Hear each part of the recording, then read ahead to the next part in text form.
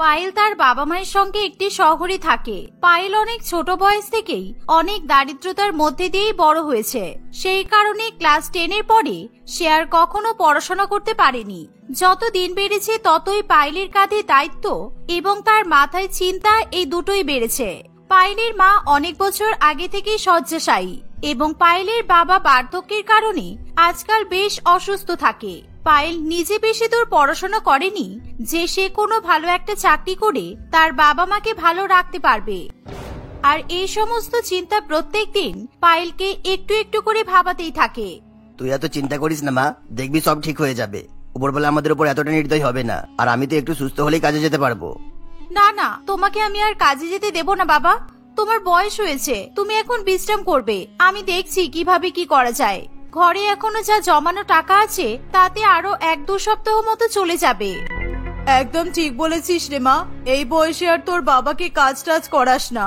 এই বুড়ো হাড়গুলো আর কত ধকল সহ্য করবে বলতো। আমিও যদি ঘরের কাজে একটু সাহায্য করতে পারতাম তাহলে ভালো হতো বল। এখন হঠাৎ তোমরা এসব কথা নিয়ে পড়লে কেন? এসব কথা বললে তো আরো মন খারাপ হয়। বাদ দাও না এসব। তার আগে বলো তোমরা রাত্রেবেলা কি খাবে? আমার না খুব ডাল ভাত আর অমলেট খেতে ইচ্ছে করছে। কতদিন হয়ে গেল তোর হাতে বানানো অমলেট খাইনি। তবে হ্যাঁ, সেই যে কবে খেয়েছিলাম ঠিকই, তবে তার স্বাদ এখনো মুখে লেগে আছে। সত্যি পায়েল, তোর হাতের অমলেটে মানুষের মন ঘায়েল করে দেওয়ার শক্তি আছে। আমিও ডাল আর অমলেটই খাবো। বাবা মায়ের কাছে এমন প্রশংসা শুনে পায়েল বেশ খুশি হয়। সে বাজার থেকে কয়েকটা ডিম কিনে নিয়ে এসে অমলেট বানাতে শুরু করে। কিছুক্ষণ পরে সে অমলেট তার বাবা মাকে খেতে দেয়। বাবা মাকে এত তৃপ্তি করে তার হাতের বানানো অমলেট খেতে দেখে পায়েলের মাথায় একটা বুদ্ধি আসে। সে সিদ্ধান্ত নেয় পরের দিন থেকে সে শহরের সবচেয়ে জনবহুল এলাকায় পাউরুটি এবং অমলেট বিক্রি করবে। এই কথা সে তার বাবা মাকে জানালে তারা প্রথমে একটু আপত্তি করে, কিন্তু এছাড়া টাকা ইনকাম করার আর কোনো উপায় না পেয়ে তারা পায়েলের এই সিদ্ধান্ত মেনে নেয়। পরের দিন থেকেই পায়েল রাস্তার ধারে তার অমলেটের ছোট্ট ঠেলাগাড়ি নিয়ে বসতে শুরু করে দেয়। হঠাৎই সেখানে বেশ কয়েকজন ছেলে এবং একজন 30-40 বছর বয়সী মহিলা চলে আসে। এই, তুমি কাকে জিজ্ঞাসা করে এখানে বসেছো? তুমি জানো না এখানে বসতে গেলে ভাড়া দিতে হয়? আগে টাকা বের করো, তারপর এখানে গাড়ি লাগাবে।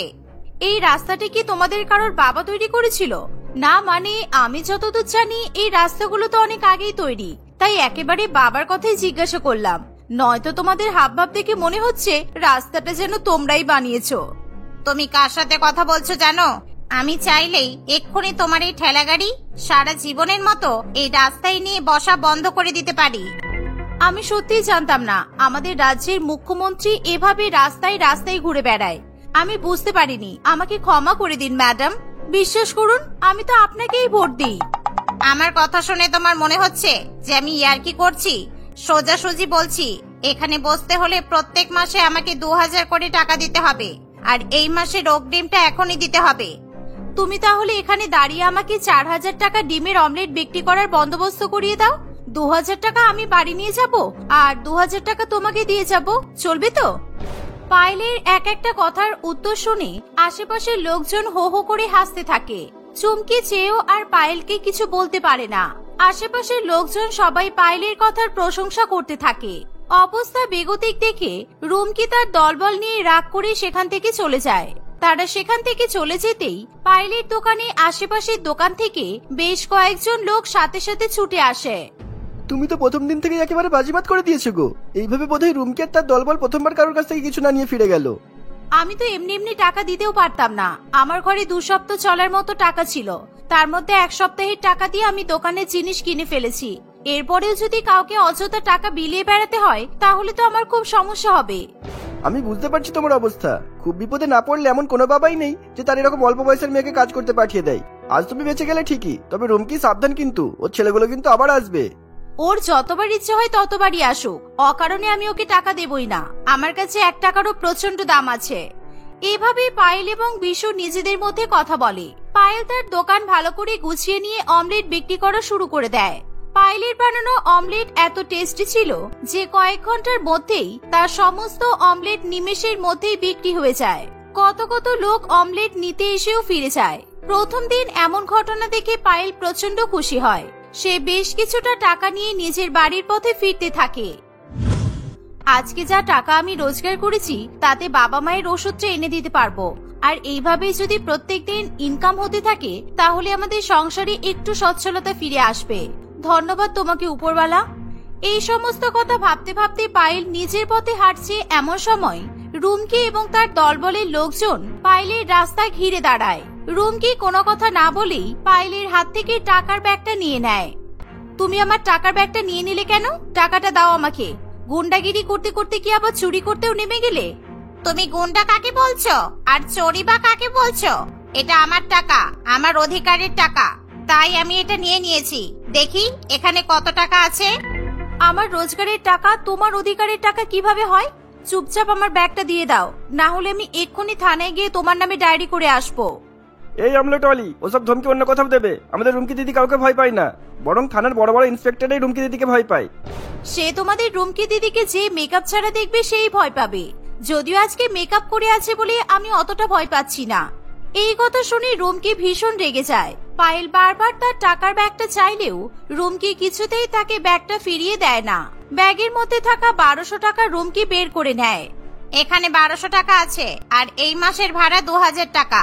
কালকের মধ্যে আরো 800 টাকা তুমি আমাকে দিয়ে যাবে, তা না হলে তোমার এই ঠেলা গাড়ি আমি ওখান থেকে তুলেই ছাড়বো। এই বলে রুমকি পায়েলের সমস্ত টাকা নিয়ে সেখান থেকে চলে যায়। পায়েল হতাশ হয়ে সেখানে দাঁড়িয়ে দাঁড়িয়ে কাঁদতে থাকে। বেশ কিছুক্ষণ পরে সে খালি হাতে আবার তার বাড়িতে ফিরে আসে। তার মুখ চোখ এমন শুকনো এবং দুঃখে ভরা দেখে তার বাবা মা দুজনেই বেশ ভয় পেয়ে যায়। বাবা মাকে ভয় পেতে দেখে পায়েল তাদেরকে সত্যি কথা কিছু বলে না। সেদিন রুমকির কাছে আর কোনো টাকা ছিল না যে সে পরের দিনের অমলেটের ঠেলা লাগানোর জন্য ডিম কিংবা পাউরুটি কিনতে পারবে। আজকে রোজগার ভালো হয়নি নাকি? তুই এত হাসি খুশি মুখ নিয়ে গেলি আর এরকম হতাশ হয়ে ফিরে এলি যে? না বাবা, ব্যবসা তো ভালোই হয়েছে, তবে আমার ব্যবসার সমস্ত টাকা রাস্তায় আসার সময় চুরি হয়ে গেছে। কালকে আমি কিভাবে দোকান খোলার জন্য জিনিসপত্র কিনবো সেটাই ভেবে পাচ্ছি না। সত্যি মানুষজন কত খারাপ। এরকম একজন গরিব অমলেটওয়ালির থেকেও টাকা চুরি করতে এদের বাদলো না। এদের কোনোদিনও ভালো হবে না, দেখিস। থাক বাবা, তুমি আর কাউকে অভিশাপ দিও না। যে চুরি করেছে তার হয়তো টাকাটার খুব দরকার ছিল। ডিম অমলেট বিক্রি করা যেমন আমার পেশা, চুরি করাটাও হয়তো তার কারোর কারোর পেশা। নেশা বটে। আর আমি তো আপাতত একটু সুস্থ আছি। কাল থেকে ভাবছি তোর সাথে দোকানে যাব। আমরা দুজনে থাকলে টাকা পয়সা চুরি হওয়ার সমস্যাটা কমবে। সর্বনাশ করেছে। বাবা যদি কালকে আমার সঙ্গে গিয়ে দেখে আমার রুমকির সঙ্গে এরকম ঝামেলা হয়েছে তাহলে তো বাবা ভয় পেয়ে যাবে। আমাকে আর কোনোদিনও অমলেটও বিক্রি করতে যেতে দেবে না। কিরে, তোর বাবা কি বললো শুনতে পেলি? কাল থেকে বাবাকে নিয়ে যাস, অত দূরে একা একা অমলেট বিক্রি করতে যেতে হবে না। না না, বাবাকে নিয়ে গেলে তো হবে না। আমরা দুজনে বাড়ির বাইরে থাকলে তোমার খেয়াল কে রাখবে? আর তার থেকেও বড় কথা, কাল তো আমি দোকান খুলতেই পারবো না, আমার কাছে তো কোনো টাকাই নেই। এই বলে পায়েল নিজের ঘরে চলে যায়।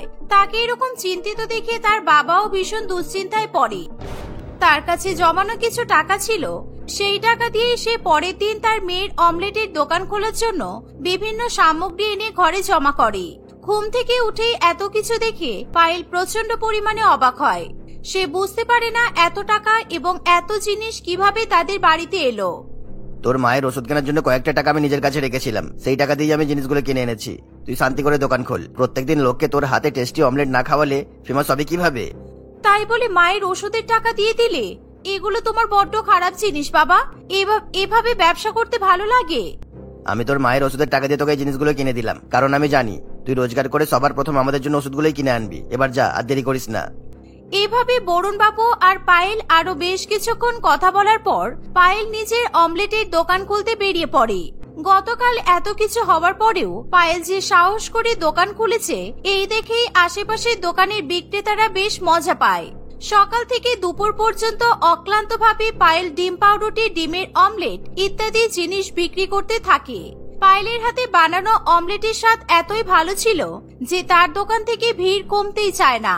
ধীরে ধীরে পায়েলের সেদিনেরও সমস্ত জিনিস শেষ হয়ে যায়। আগের দিন তো তোমার সব টাকা রুমকে আর ওর ছেলেরা এসে নিয়ে চলে গিয়েছিল শুনলাম। আজও যদি নিয়ে চলে যাই তাহলে কি হবে? ও আমার থেকে আর মাত্র 800 টাকা পাবে। সেটা নিয়ে নিলেও আমার কাছে আরো 300-400 টাকা মতো থাকবে। ওই টাকা দিয়ে আমি আমার বাবা মায়ের ওষুধ কিনে নেব। তার মানে কাল তুমি দোকান খুলবে না? দোকান খোলার মতো বা জিনিস কেনার মতো কোনো টাকাই তো তোমার কাছে থাকবে না মনে হয়। আজকে আমার দোকানের জিনিসপত্র কেনার জন্য বাবা আমার মায়ের জমানো ওষুধের টাকা খরচ করে ফেলেছে, তাই আজকে আমি আগে ওষুধটাই কিনবো। পায়েলের কথা শুনে বিশুর খুব খারাপ লাগে। সে পায়েলকে কিছু টাকা ধার দিতে চাইলেও পায়েল নিতে অস্বীকার করে। এমন সময় হঠাৎ করে দোকানের সামনে বেশ লোকজনের দৌড়াদৌড়ি শুরু হয়ে যায়। পায়েল কিছুই বুঝে উঠতে পারে না হঠাৎ এমন কি হলো। তারা অনেকজনকে জিজ্ঞাসা করলেও কেউ সঠিকভাবে উত্তর দিতে পারে না। শেষ পর্যন্ত তারা দেখতে পায় রুমকিকে বেশ কয়েকজন লোকজন তাড়া করেছে এবং সে ছুটতে ছুটতে পায়েলের দোকানের দিকেই আসছে। তারা কেউ কিছু বুঝে উঠতে পারে না ব্যাপারটা আসলে কি ঘটছে। এই মেয়ে, প্লিজ তুমি আমাকে বাঁচাও, নয়তো ওরা আমাকে মেরে ফেলবে। প্লিজ তুমি আমাকে সাহায্য করো। কিন্তু হয়েছেটা কি সেটা তো বলো, আর কেনই বা ওরা তোমাকে তাড়া করছে? আমি পাশের বাজারে প্রত্যেকটা ঠেলাগাড়ি থেকে ভাড়া নিতে গিয়েছিলাম, আর সেখানকার বিজনেস ইউনিয়নের লোকজন সবাই আমাকে ঘিরে ধরেছে। আমার ছেলেরা ওই ভয়তেই পালিয়ে গেছে। আমি কোনো রকমে দৌড়াতে দৌড়াতে এখানে এসেছি। পায়েল ওই বিজনেস ইউনিয়নের লোকেদের সঙ্গে যথেষ্ট ভদ্রভাবে এবং সুন্দরভাবে গুছিয়ে কথা বলে, যাতে তারা রুমকির ওপর আর কোনোভাবেই রাগ করে না থাকে। পায়েলের কথাই সেই সমস্ত লোকগুলো সেখান থেকে চলে যেতেই রুমকি পায়েলকে বারবার করে ধন্যবাদ বলতে থাকে। ভাগ্যিস আজকে আমি এখানে এসেছিলাম, এমন কিছু কাল হলে তো আমি তোমাকে বাঁচাতেই পারতাম না। আর হ্যাঁ, এই নাও তোমার 800 টাকা। কাল থেকে তো আমি আর এখানে বসবো না, তাই আজকেই দিয়ে দিলাম। বসবে না মানে? তুমি না বসলে এভাবে আমার পাশে দাঁড়িয়ে আমাকে সাহায্য কে করবে? আমার ছেলেগুলো যে কত ভালো সেগুলো তো আজকে আমি বুঝতেই পেরে গেলাম। আর তোমাকে কোনো টাকা দিতে হবে না। আজ থেকে এই বাজারের কাউকে আর কোনো টাকা দিতে হবে না। তোমরা সবাই নিশ্চিন্তে ব্যবসা করো। তবে হ্যাঁ, তোমার দোকান থেকে কিন্তু প্রত্যেকদিন আমাকে একটা করে অমলেট খাওয়াতেই হবে। রুমকির এই কথা শুনে পায়েল আনন্দে নিজের চোখের জল ধরে রাখতে পারে না। সে রুমকিকে কথা দেয় যে রুমকি যা বলেছে সেটাই হবে। এভাবেই গরিব অমলেটওয়ালি সুখে শান্তিতে শহরের সবচেয়ে জনবহুল বাজারে তার হাতের বানানো সুস্বাদু অমলেট বিক্রি করতে থাকে। দেখতে দেখতে তার অমলেটের ঠেলা থেকে নতুন অমলেটের দোকানও তৈরি হয়ে যায়। পায়েল একা হাতে সবকিছু সামলে নিজের এবং তার বাবা মায়ের খেয়াল রাখে। আর রুমকির কারণেই তাদের বাজারে সবার ভাড়া দেওয়া বন্ধ হয়ে যাওয়ায় বাজারেও রুমকিকে সবাই প্রচন্ড আগলে আগলে রাখে।